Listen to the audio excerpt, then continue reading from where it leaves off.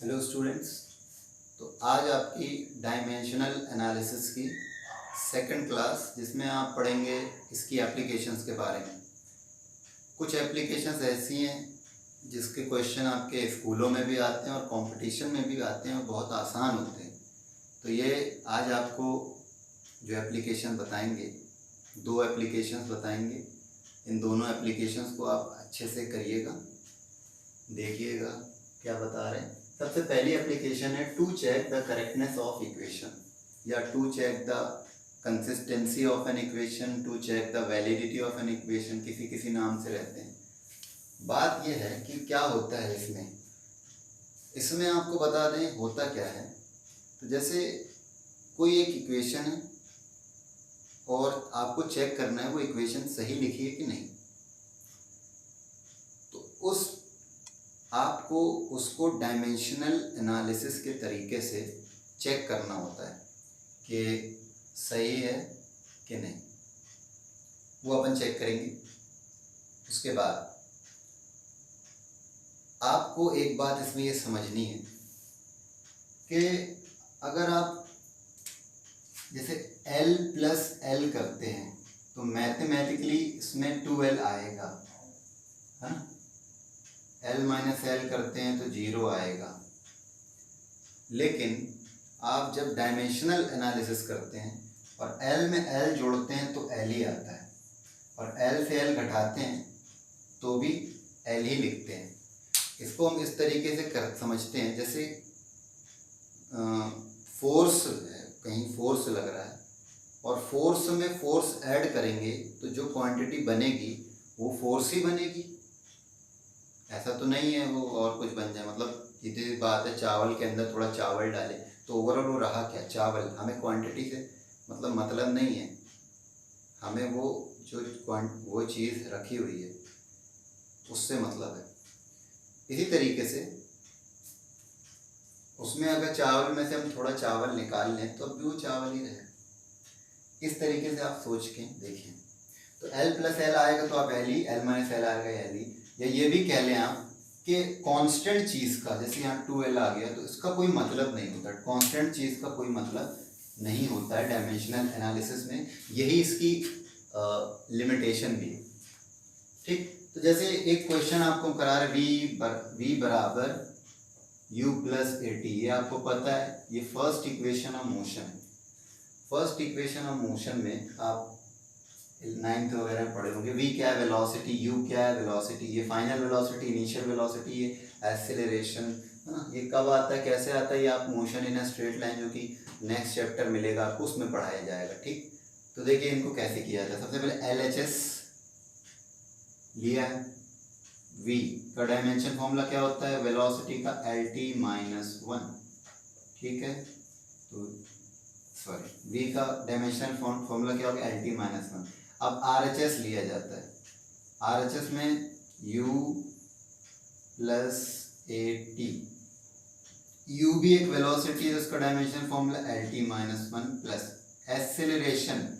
Acceleration का dimensional formula कितना होता है, LT माइनस 2। पिछली वीडियो में हमने बोला था कुछ डायमेंशन फॉर्मूला याद कर लो। और t का टाइम होता है t, तो LT माइनस 1 प्लस ये भी क्या हो जाएगा, -2 प्लस 1। देखो बेस सेम हो तो पावर ऐड हो जाती है, ठीक। तो ये ओवरऑल हो गया LT minus 1 plus LT minus 1। अब आपको अभी हमने सिखाया था LT माइनस 1 में LT माइनस 1 जोड़ेंगे तो क्या आएगा, LT माइनस 1। कई किताब में ऐसा लिखा होता है 2LT माइनस 1, और बाद में लिख देता है 2 is a dimension less quantity hence it can be neglected. तो आप आखिर में LT माइनस 1 लिख देते हैं। ये चीज़ आती है, समझ पा रहे। तो इसी तरीके से एक क्वेश्चन और लिख लो, S बराबर UT plus half AT square. ये आपकी सेकंड इक्वेशन ऑफ मोशन है कि नहीं। अब इस सेकंड इक्वेशन ऑफ मोशन को कैसे सॉल्व करेंगे, जल्दी से आप बताओ। सबसे पहले LHS लेंगे, LHS, है ना। S क्या होता है बता दें, S डिस्प्लेसमेंट होता है। बाकी U आप जानते हैं, इनिशियल वेलोसिटी, और ये एक्सेलरेशन। S डिस्प्लेसमेंट मतलब L। RHS, तो RHS लीजिए, तो UT plus half a T square, u initial velocity L T minus one, time का t प्लस हाफ a का एल टी माइनस टू और t का t का स्क्वायर। तो ओवरऑल आपका क्या आएगा, ये L T minus one plus one L ही आएगा। देखो माइनस वन प्लस वन खत्म हो गया और plus half minus two plus two खत्म हो गया, एल में आधा एल जोड़ेंगे तो एल ही आएगा, है कि नहीं। हमने बोला कुछ भी जोड़ो, एल में एल जोड़ो एल ही आएगा। तो अगर मान लो आप कई किताब में ऐसा लिखो 3/2 एल, और इसको कहा जाता है 3/2 is a constant and it is a dimensionless quantity, तो इसको निपटा दिया गया, एल बचा एल एच एस बराबर R H S, hence equation हमारी करेक्ट है।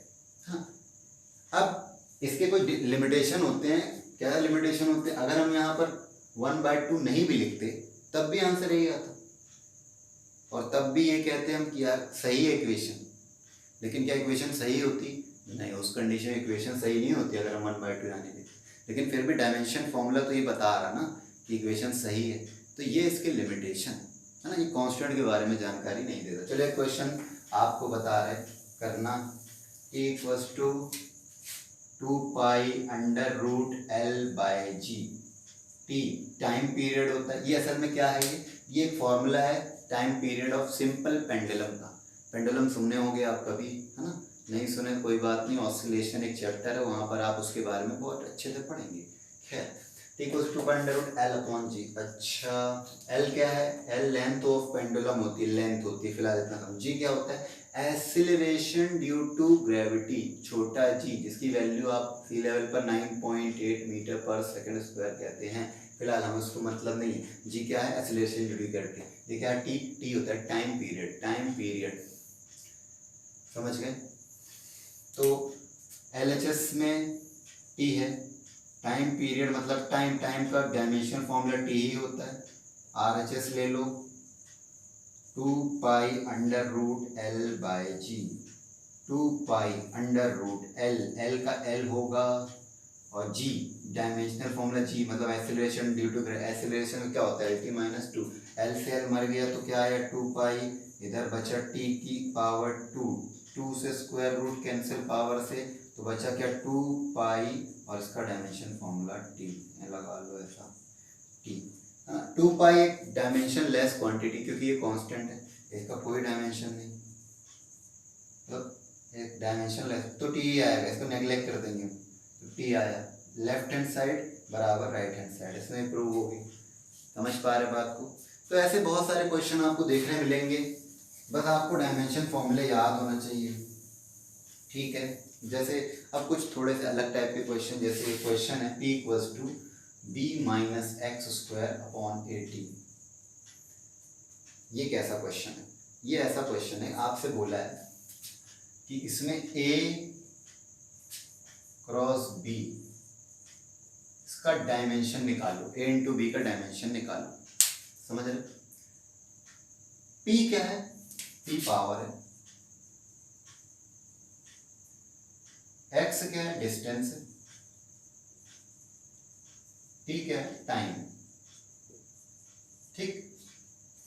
अब p पावर, पावर का डायमेंशन फॉर्मूला क्या होता है, देखो याद नहीं हो तो हम पहले ही बोले वर्क डन तक याद कर लो, पावर का फॉर्मूला याद होना चाहिए। पावर का फॉर्मूला क्या होता है, W/T।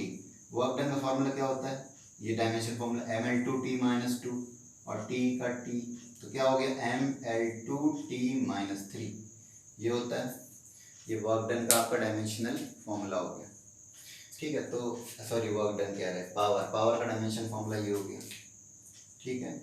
तो ऐसे साइड में भी निकाल के आप कर सकते हो।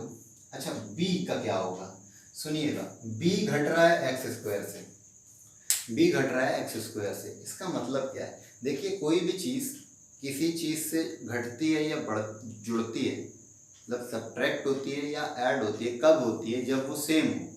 जैसे हम बताएं 2x है, अब जब इसमें क्या जुड़ेगा, x जुड़ सकता है, 3x जुड़ सकता है, 4x जुड़ सकता है, सेम चीज़ होना चाहिए ना। अगर हम बोले 2x + x² तो ये जुड़ेगा, नहीं जुड़ सकता। इसका मतलब ये है b में से x² घट रहा है, तो जो एक्स स्क्वायर का डायमेंशन फॉर्मूला होगा बी का भी वही होगा, दोनों सेम क्वांटिटी, घट क्यों रहा है, सेम क्वांटिटी, सेम क्वांटिटी कह रहे हैं, मतलब क्या कहेंगे उसको हम, दोनों सेम चीज़ है। और ये चीज़ क्या है, बी का डायमेंशन फॉर्मूला वही होगा जो एक्स स्क्वायर का होगा, एल स्क्वायर, ठीक है, एल एक्स डिस्टेंस, पी का क्या है ये लिख दिए, और टाइम का तो आप जानते ही। अच्छा देखो, L square minus L square क्या आएगा, L square minus L square zero नहीं, एल स्क्वायर ही आएगा, अब भी सिखाया ना आपको। और पी का क्या लिख दो, M L two T minus three, अच्छा तो ऊपर एल स्क्वायर, और ए क्या है, ए निकालना है, टी क्या है, टी है, तो ए को यहाँ कर दो, क्या आएगा, L square upon M L two T minus three T, ऐसा। तो ए का क्या हुआ, देखो एम ऊपर जाके -1 पावर हो गई, L2 से L2 मर गया है ना, t माइनस, सॉरी यहाँ t -2 हो जाएगा, -3 + 1 t -2, और -2 ऊपर जाके +2 एम एल, सॉरी t2 हो जाएगा, ठीक। तो a ये है, b कहाँ गया, b ये है, दोनों का मल्टीप्लाई कर दो, यहाँ लिखते हैं a इंटू बी कर दो, क्या आएगा, a आपका है m-1 t2, और b कितना है, b l स्क्वायर l2, मतलब m-1 l2 t2। हाँ, तो ये आपका m-1, एक आध क्वेश्चन और देखते हैं। एक क्वेश्चन है ऐसा ही क्वेश्चन, मिटा के इसको हम लिखते हैं। ये क्वेश्चन है E = b minus x square upon 80। Same question, same नहीं मतलब यहाँ एनर्जी थी, यहाँ पावर था, यहाँ एनर्जी है, E क्या है, एनर्जी, बाकी सब चीज़ सेम है। तो इसको आप कर सकते हैं कि नहीं कर सकते, एनर्जी क्या होता है, वर्क डन होता है, इसको हम जबरदस्ती थोड़ी कराएंगे वाला क्वेश्चन, कोई मतलब नहीं। ऐसे कुछ क्वेश्चंस होंगे जो आप देखेंगे और आपको लगेगा कि आपसे बन जाएंगे। जैसे एक क्वेश्चन हम इसमें से आपको दिखा रहे हैं, ये वाला क्वेश्चन हम बता सकते हैं a - t² अपॉन bx। चलो ये क्वेश्चन है, इस क्वेश्चन को कैसे सॉल्व किया जाए, वो वाला क्वेश्चन जो मिटाए हैं इसको आप कर लीजिएगा, कोई बड़ी बात नहीं। p = a - t² upon bx। P क्या है सुन लो, प्रेशर है, क्या है, प्रेशर। B क्या है, B वही निकालना है इसमें, A × B, ये कह लो, इसमें आप निकाल लो A/B निकाल दो। चलो T क्या है, टाइम है, P प्रेशर है, और X क्या है, डिस्टेंस है, सेम चीज है। चलो A/B निकाल दो, चलो ट्राई करो खुद से। प्रेशर का डायमेंशन फॉर्मूला नहीं याद है तो प्रेशर का फॉर्मूला क्या होता है, F/A। फोर्स का क्या होता है ये याद होना चाहिए, हमने बोला था वर्क डन तक याद कर लो, mLT, और A area L square L2 mL-1 T-2, ये होता है डायमेंशन फॉर्मूला फॉर प्रेशर, है ना।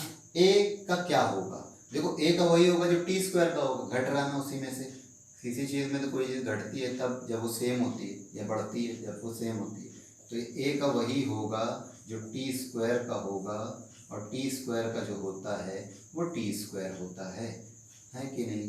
अच्छा P का कितना है, mL-1 T-2 = T² में T² घटा कितना बचा, T² ही बटेगा, और B का निकालना है, X डिस्टेंस है मतलब L, तो यहाँ पर ले जाओ, उसको ले जाओ, क्या आएगा, B को यहाँ ले आओ, तो B बराबर T² upon mL-1 T-2 L। अच्छा देखो L-1 और L मर गए, -1 अरे मर गए, तो यहाँ लिखते हैं बाकी का।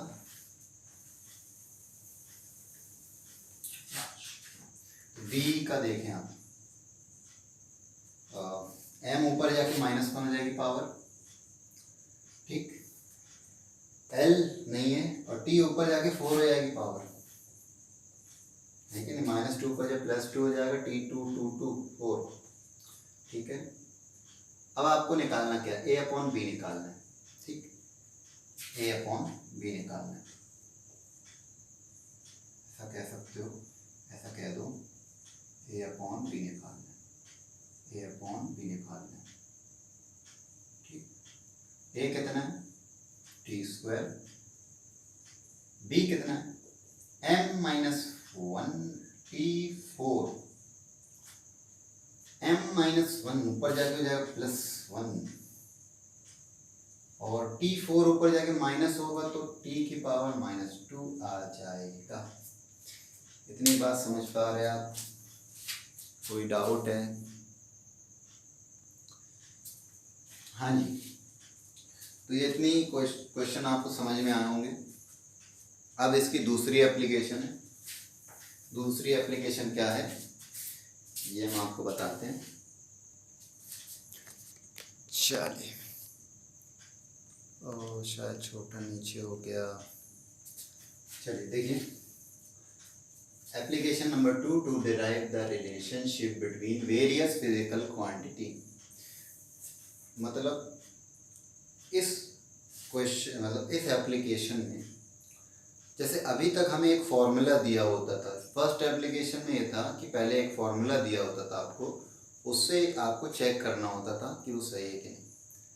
लेकिन इस एप्लीकेशन में आपको करना ही है कि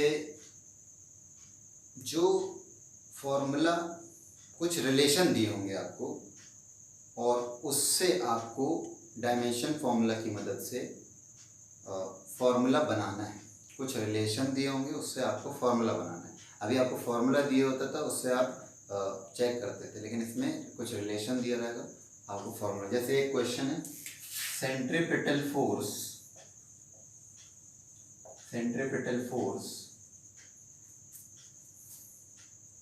acting on a particle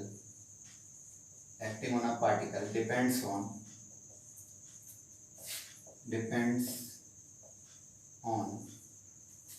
बोला मास ऑफ पार्टिकल, सेकंड बोला है रेडियस किसका, रेडियस जो घुमा रहे हैं। सेंट्रीपिटल फोर्स क्या होता है तो आप फिलहाल आगे पढ़ेंगे। क्या होता है, सिंपल, जब सर्कुलर मोशन में बॉडी होती है तो उसके ऊपर, उसको सर्कुलर मोशन में मेंटेन करने के लिए एक फोर्स लगता है, उसको हम सेंट्रीपिटल फोर्स कहते हैं। तो मान लो हम एक धागे को बांध के घुमा रहे हैं, धागे को बांध के घुमा रहे हैं, ठीक, घुमा रहे, तो उसमें धागे को किससे बांध के, धागे को एक पत्थर से बांध के घुमा रहे हैं।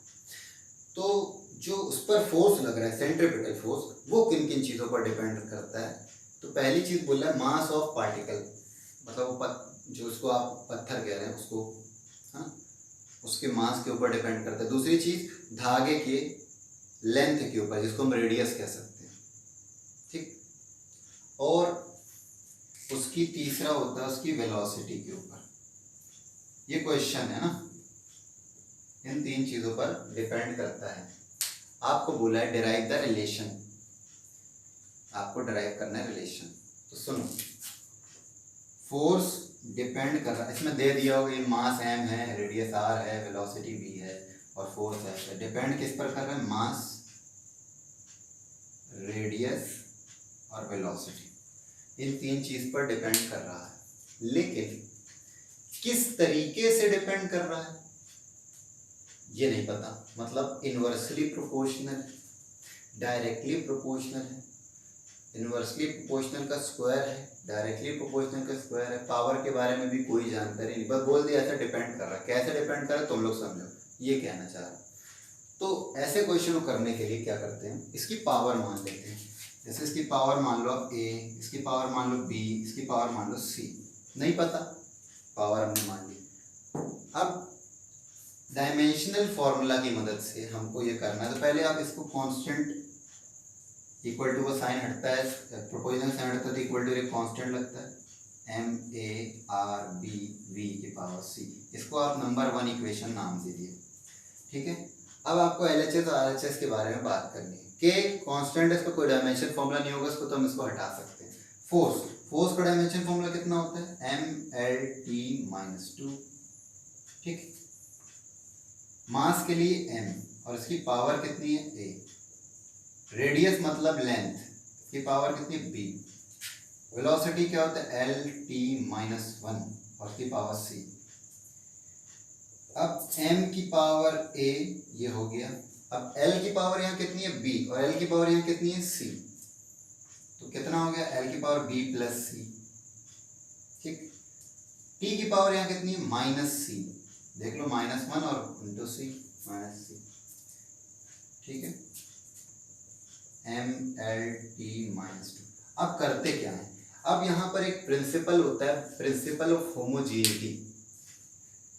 इसमें होता क्या है, लेफ्ट हैंड साइड और राइट हैंड साइड की पावर्स को कंपेयर करते हैं, क्योंकि क्वांटिटी सेम है। जैसे m यहाँ पर भी तो m यहाँ पर भी, तो इनकी पावर्स को कंपेयर किया जाता है और उससे ABC की वैल्यू निकाल के हम यहाँ रख देंगे तो एक रिलेशन मिल जाएगा।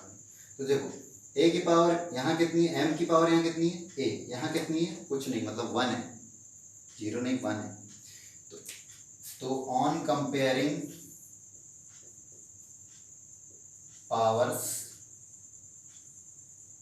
ऑफ LHS एंड RHS, इसी को हम प्रिंसिपल ऑफ होमोजेनिटी कहते थे। m की पावर यहाँ कितनी, a, यहाँ कितनी है 1, तो a बराबर कितना आ गया, 1, ठीक है। यहाँ l की पावर कितनी, b प्लस c, यहाँ l की पावर कितनी, 1, तो b प्लस c बराबर 1। c की पावर, t की पावर यहाँ कितनी, -c, t की पावर यहाँ कितनी, -2, मतलब -c बराबर -2, तो c बराबर आ गया 2। c की वैल्यू यहाँ पुट कर दो तो b आ जाएगा, b कितना आएगा, -1, ठीक है। 2 वहाँ जाके -2 हो जाएगा, 1 -2 -1, तो a आ गया, b आ गया, c आ गया। इन तीनों की वैल्यू आप यहाँ पर पुट कर दें तो आपको एक रिलेशन मिल जाएगा, k m की पावर 1, r की पावर -1 और v की पावर 2, ठीक।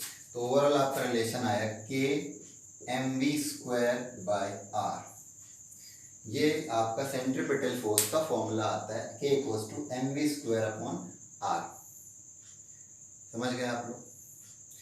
लेकिन ये k क्या है, यहाँ अभी जानकारी नहीं मिली, तो यही लिमिटेशन है, k क्या है, डायमेंशन फॉर्मूला की लिमिटेशन है, कांस्टेंट के बारे में जानकारी नहीं देता है। बात समझ पा रहे हैं आप लोग। चलिए इसके बाद एक क्वेश्चन, जो आपका नेक्स्ट क्वेश्चन, इसको मिटा रहे हैं, नेक्स्ट क्वेश्चन देते हैं आपको। NCERT की किताब में भी वो क्वेश्चन है। क्या क्वेश्चन है वो, ये क्वेश्चन है कि time period of simple pendulum depends on, पूरा क्वेश्चन नहीं लिखेंगे, समझ लो, जो बोले सुन लो। Depends on mass of bob. Bob क्या होता है, पेंडुलम जो होता है ना, उसमें एक मेटल का या लकड़ी का एक गोला स्फेरिकल शेप का लटकाया जाता है और वो ऐसे ऐसे ऐसे ऐसे घूमता है, ठीक है। तो वो उसका मास, उसको बॉब कहते हैं, तो उसके मास के ऊपर डिपेंड करता है, पहली बात। दूसरा बोला है लेंथ ऑफ स्ट्रिंग, कह लो लेंथ, मतलब वो पेंडुलम की लेंथ या लेंथ ऑफ पेंडुलम का होगा,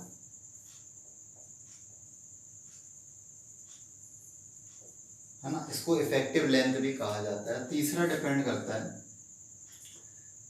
एक्सेलरेशन ड्यू टू ग्रेविटी पर, जी पर, डायरेक्टली जी पर, एक्सेलरेशन ड्यू टू ग्रेविटी, है ना। इन तीन चीज पर डिपेंड करता है। तो बोला है कि आप फॉर्मूला ड्राइव करो, तो सिंपल है।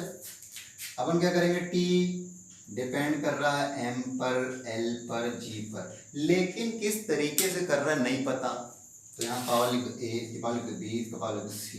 अच्छा लिख दिए, t proportional equal to constant m a l b t c, इसको नंबर 1 नाम दे दो। अब इसको सॉल्व करते हैं, ठीक है। सॉल्व करने के लिए क्या किया जाएगा, तो लेफ्ट हैंड और राइट हैंड साइड का डायमेंशन फॉर्मूला लिखा जाएगा।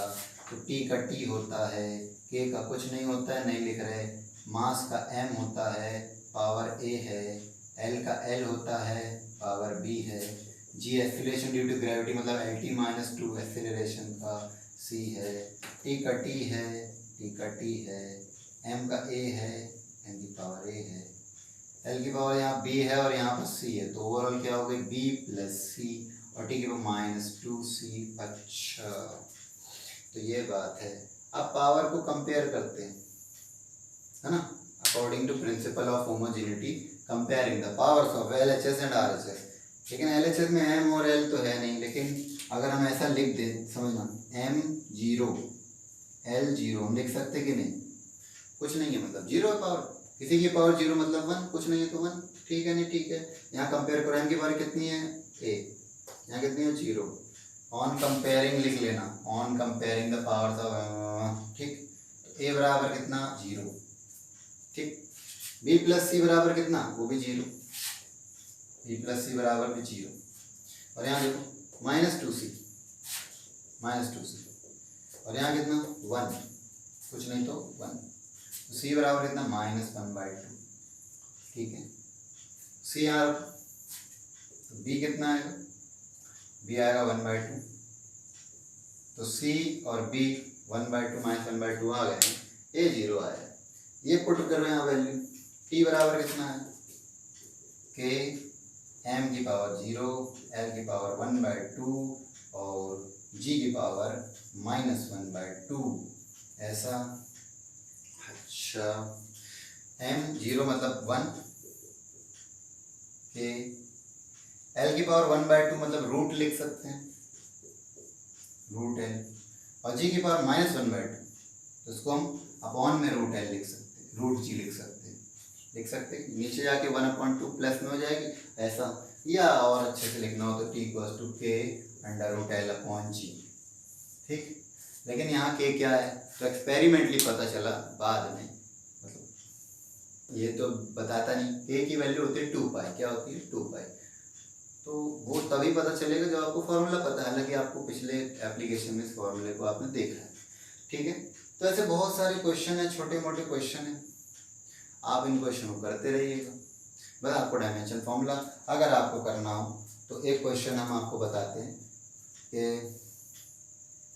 इसमें बहुत बड़े बड़े क्वेश्चन लिखे हुए हैं, तो इसको एक छोटा सा क्वेश्चन ये है, एक स्ट्रेच्ड स्ट्रिंग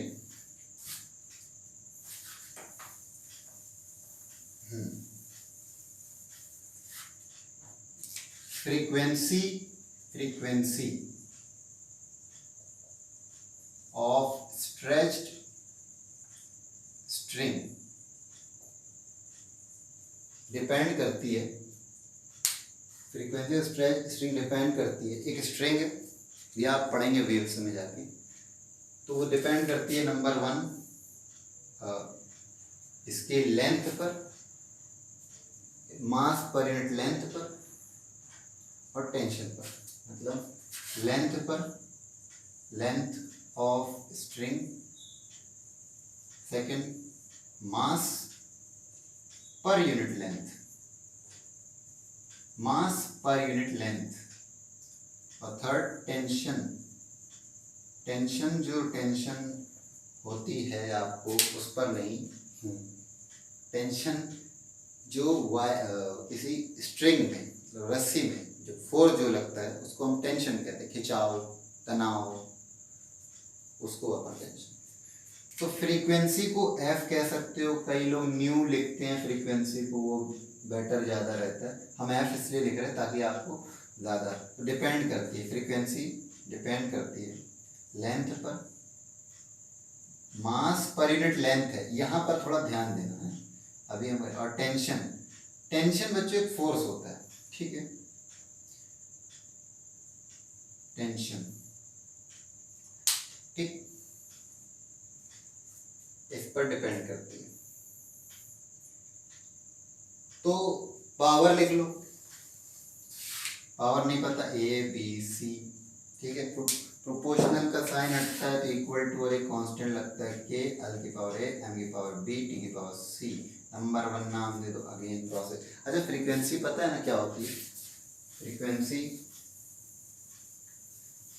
टाइम पीरियड होता है। टाइम पीरियड होता है कि कितने टाइम पर, कितने टाइम में एक चक्कर लगाया गया, साइकिल कंप्लीट किया, रेवोल्यूशन कंप्लीट किया, तो एक कितने टाइम में एक चक्कर कंप्लीट किया, उसको हम टाइम पीरियड कहते हैं। इसका उल्टा होता है फ्रीक्वेंसी। एक सेकंड में कितना चक्कर उसने लगाया, उसको हम कहते हैं फ्रीक्वेंसी। मतलब टाइम पीरियड का उल्टा होती है। इसको ऐसा ही कहते हैं, F इक्वल टू 1/t। ठीक है, तो इसका डायमेंशन फॉर्मूला क्या हो जाएगा? 1/t, यही कह लो t-1। ठीक है, ये आप ध्यान में रखें। तो हम कर रहे हैं, इसका डायमेंशन फॉर्मूला t-1 हो गया। के का कुछ नहीं होता, नहीं लिखेंगे। एल का होता है एल, एम का होता है m/l।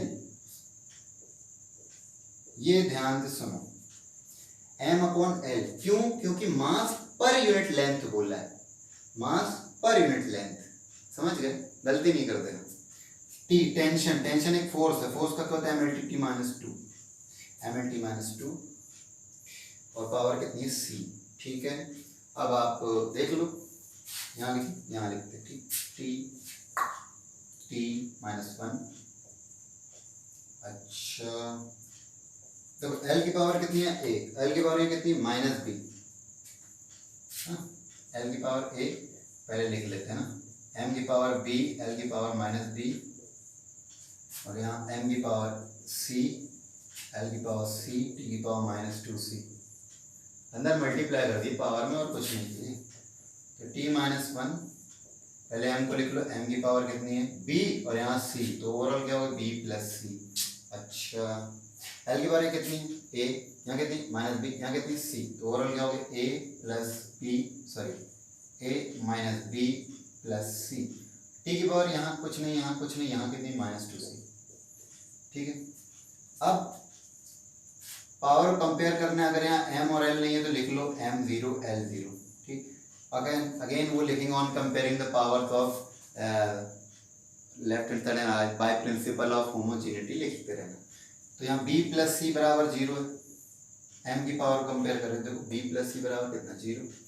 और l की पावर कंपेयर करो तो a - b + c बराबर 0। ठीक है, अब t की पावर कंपेयर -2c बराबर -1। c बराबर कितना हो गया? 1/2। c की वैल्यू यहाँ रखो तो b की वैल्यू कितनी आएगी? -1/2। अब b और c की वैल्यू यहाँ रखोगे तो a की वैल्यू कितनी आएगी? बोलो। 0 रखो। ओ सॉरी, कुछ गलती कर दी।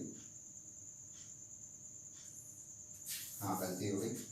-1/2 है, माइनस माइनस प्लस हो जाएगा 1/2 और c 1/2 तो हो जाएगी आधी, आधी और आधी 1, a आ जाएगा 1, सॉरी -1, ये आ जाएगा माइनस। कल कर लेना अंदर रख के, यहाँ पर कोई दिक्कत नहीं। माइनस माइनस प्लस 1/2 1/2 1/2 1/2 1, उस तरफ जाएगा तो -1। ठीक है, a -1 आ गया। b c पता है, वैल्यू सारी पुट करते हैं यहाँ पर फर्स्ट इक्वेशन में। तो f कितना आएगा? k l की पावर -1, m की पावर -1/2 और t की पावर 1/2। ओवरऑल आपका आ गया k अपॉन l √t/m। ये फॉर्मूला होता है k अपॉन l √t/m। ठीक है, तो ये आपका फ्रीक्वेंसी का फॉर्मूला। ये बच्चों 2 एप्लीकेशन हो गई, ये 2 एप्लीकेशन आपके लिए ज़रूरी होती है ना। इन 2 एप्लीकेशन के और भी क्वेश्चंस आगे किताबों में पड़े हुए हैं, जाके देख लेना, कर लेना सॉल्व जितने बनने पर ना।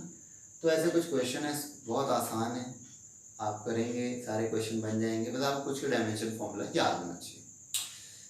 ठीक है, तो ये आपका आज की क्लास में इतना ही समझाते हैं। अगली क्लास में आपको सिग्निफिकेंट फिगर्स वगैरह समझाएंगे, एरर वगैरह समझाएंगे। तो देखते रहें, आगे की वीडियोस आती जाएगी रोज़। ठीक है, तब तक के लिए अपना ध्यान रखें।